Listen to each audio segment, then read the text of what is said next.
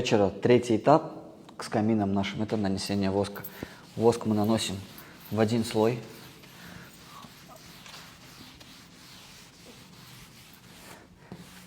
Гладко, ровно.